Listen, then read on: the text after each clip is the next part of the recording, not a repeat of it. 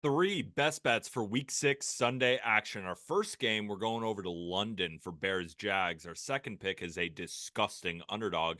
And the last one is a player prop that we won actually last year. And I'm going back to the well. Now, let's do some accounting because normally on our Thursday night football video, we go over our record over the season so far. But I didn't have anything in that 49ers against Seahawks game. So it was a pass, so no video. So far this year, we are up 1.87 units. So a $100 unit better, taking all of my selections so far, is up in the green, $187. Now, it's nice to be up, of course, but I did expect better at this point. So, how about this? Let's sweep the board on Sunday and we'll get those units up and we'll all be feeling fat and happy. So if you're stumbling onto this page for the first time, welcome. My name is Peter Appel, and this channel is the home for all of my NFL picks moving forward. So if you're interested in NFL best bets all season long, make sure to hit that like button. And to keep them all free, make sure to hit that subscribe button and let me know what you like for week 6. And of course, if you hate any of my plays, let me know in the comment section below. Or if you love any for any specific reason, regardless, I'm going to answer all the comments just like I always do. This channel is sponsored by BetMGM. It is the perfect time to use promo code JustGridiron for a first bet offer up to $1,500. Deposit at least $10, and if you lose your first wager on MGM after using code JustGridiron, you'll get it all back up to $1,500 in bonus bets. However, gambling problem, call or text 1-800-GAMBLER. Must be 21 or older. Terms and conditions apply. For our first pick, we're heading to London for a matchup between the Jacksonville Jaguars, or they might be known now as the London Jaguars, taking on the Chicago Bears. The look headline for this game was Jaguars -1, but after a dominant performance by the Bears against the Panthers, the line flipped to Bears -2.5, but is now settled closer at +1.5 or +1, kind of depending on your book. Ask ourselves, do the Bears deserve an adjustment after that game, or is the public buying into the Bears a little bit too heavy? I think you know my answer. The travel situation is definitely important here. Caleb Williams is making his first trip out there, while the Jaguars went 2-0 in London and are becoming kind of the London Jaguars, like I said. Some may disagree, but when I made my line for this game, and again, let me know in the comment section if you disagree, I gave Jacksonville a 1 point advantage for home field. They're used to this trip. They've done it for years, and it's an entirely new experience for the Chicago Bears. That doesn't mean the Jaguars obviously just go out there and win, but I do think that it is an edge for Jacksonville. While Caleb Williams definitely is steadily improving, I still think the Jaguars have a better offense with Trevor Lawrence. And I think Trevor Lawrence is the better quarterback than Caleb Williams is right now. He ranks higher in EPA plus completion percentage over expectation, and the Jags offense ranks higher in EPA per play this year. It makes sense. The Bears have had the 3 easiest matchups all in a row. They faced a banged up and already bad Colts and Rams team, and then a Panthers team who just can't stop a nosebleed. The Bears also have some injuries in the secondary. Jaquan Brisker is out with a concussion, the best safety on the team, and I think he's fantastic. Now, Tyreek Stevenson is also kind of a minor loss in the secondary, but the Jaguars are gaining back pass catchers, most notably Evan Ingram at tight end, and it's a good time to do so because the Bears secondary, at least right at this point, might be the weakest that it's been all season. I also think Jacksonville is going to have success on the ground. The one area of concern for the Bears defense is their rush defense, ranking 21st in EPA. That's the best part of the Jaguars' offense this year, ranking 6th in rush EPA on offense. Expect Travis Etienne and Tank Bigsby to lead the charge while Lawrence really takes advantage against a banged up secondary with an added weapon in Evan Ingram. Now, the Jaguars' defense, right? We're tearing down the Bears' defense. Jaguars' defense is terrible, right? But they do have one area that I think is going to be successful against Caleb. What I've noticed is when defenses are getting a lot of pressure on Caleb, makes a lot of foolish decisions. Now, the Jaguars, they don't get the most pressure in the world, but they have a 20% pressure rate, kind of right near the Colts, who did give Caleb a little bit of issues and much better than the Panthers, who have the lowest pressure rate in the league. It's clear, or at least that's what I've seen. When Caleb has time in the pocket, he can make the passes, right? We took the over last week because of that. But when you get pressure on Caleb, that's when he really starts to look like the rookie that he is. All in all, I don't think there are many reasons to move this line from the look ahead. The Jaguars were slight favorites in that one, but I will credit the Bears. The offensive improvements are there. Caleb Williams is getting better. They should be upgraded here. But I make the Bears -1 on a neutral and a pick 'em in London. I was looking to back them with the points once it got to +2.5, but my model really liked the money line.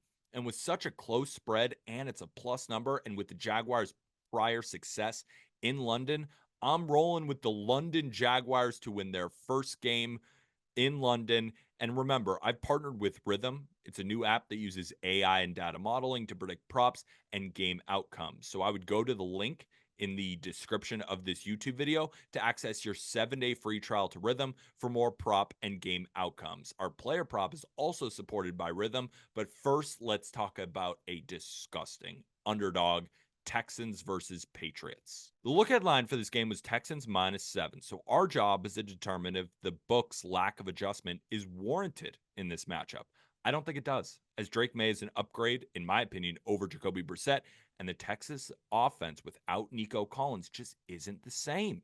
Now, maybe I'm buying into something, but I have been a Drake May believer since the preseason, and I think definitely he's a better option than what Jacoby Brissett has been given the Patriots. Have you seen the Patriots lately? Jacoby Brissett cannot move the ball. Drake May's size and running ability can be loosely compared to Josh Allen, similar in stature, and they both got tons of speed. Now, Drake May has a lot of development to get to be a runner like Josh Allen, but the keys are there for him. He had a 14% design run rate, 11% scramble rate back in college. That was the second highest rate in Division One behind Jaden Daniels. While the Patriots' offensive line is certainly not their strong suit, he can make plays with his legs in order to move the chains. A big reason why I am so out on Jacoby Brissett right now, on a last second Hail Mary last week, Jacoby Brissett failed to throw the ball into the end zone.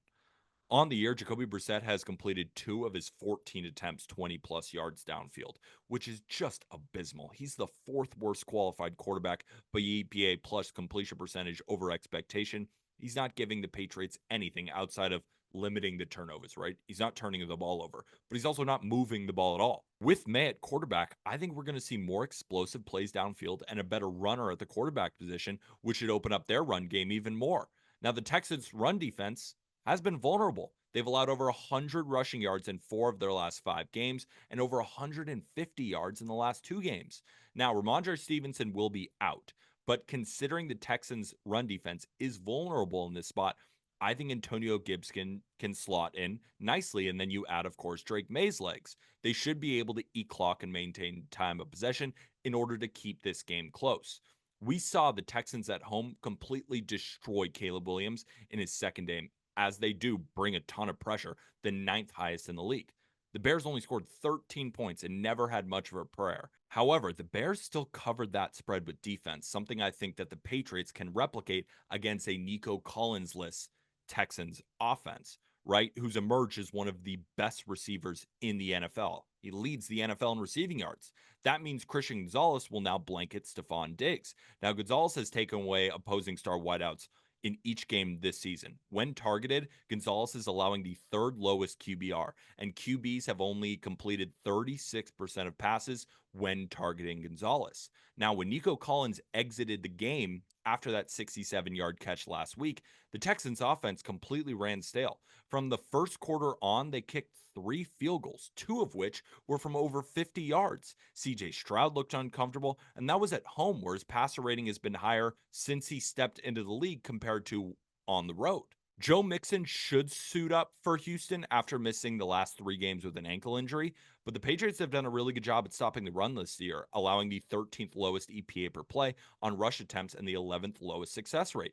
While they gain Mixon, the loss of Nico Collins is far greater here. Weather should also be a major factor in this game. It's supposed to be windy, there's supposed to be some rain, and that should turn the focus to the ground game, where the Patriots have the 12th best run defense by EPA, and the Texans, again, ranked 20th. It's also a letdown spot for the Texans after a big win against the Bills, and it's a must win for the Patriots to have any semblance of any hope to have a season. But it's really a classic buy low, sell high spot after the Patriots lost to the freaking Dolphins and the Texans coming off a big win against the Bills. The Patriots, knowing the NFL, might mess around and win this game, but I will take the points with New England +7. I would even take it down to +6.5 because I think that this game is going to be a lot closer than a lot of people are making it out to be. For my last pick, we are heading to the Tampa Bay Buccaneers versus the New Orleans Saints game, but this time we're looking towards a player prop. And I'm not sure if anybody remembers if you've been following me for a long time, but we cashed in on Chris Godwin over receiving yards against the Saints team last year in New Orleans. He went for 114 yards that game. And I didn't want to get cute and do it again in his second matchup back in 2023. I should have. He had 81 yards, and I was kicking myself for not taking advantage. And I'm not allowed to let that opportunity pass me by again, as it's usually the same story in this divisional matchup. Marshawn Lattimore gets put on Mike Evans, they fight, and then Chris Godwin soaks up all the targets. And now Godwin already leads this team in targets, but should be in line for a season high in this one. Godwin has been over this number, his receiving yards line, in 4 of his last 5 games, which kind of made me suspicious considering this matchup always calls for Chris Godwin. But then I remember that the Saints, they rank 6th in dropback EPA, which is the best mark going into this section of the season. And they also added Kool-Aid McKinstry, who's been an excellent addition to the secondary.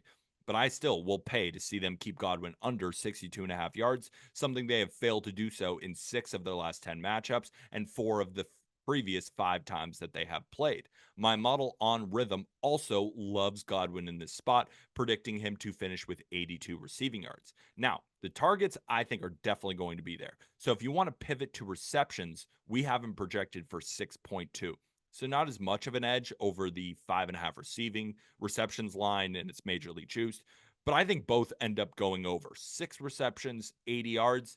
That feels like the sweet spot for me. So hopefully you enjoyed this breakdown, and if you did, remember to hit that subscribe button and turn on post notifications as my Monday Night Football video will be out soon. But also make sure that you're following me on Twitter because I'm red hot these MLB playoffs, winning north of 9 units so far just through the first 2 rounds. Let's go 3-0 on Sunday and improve on our already green NFL record, but I want more green and I know you want it too. Like this video, let's go 3-0, and why not us?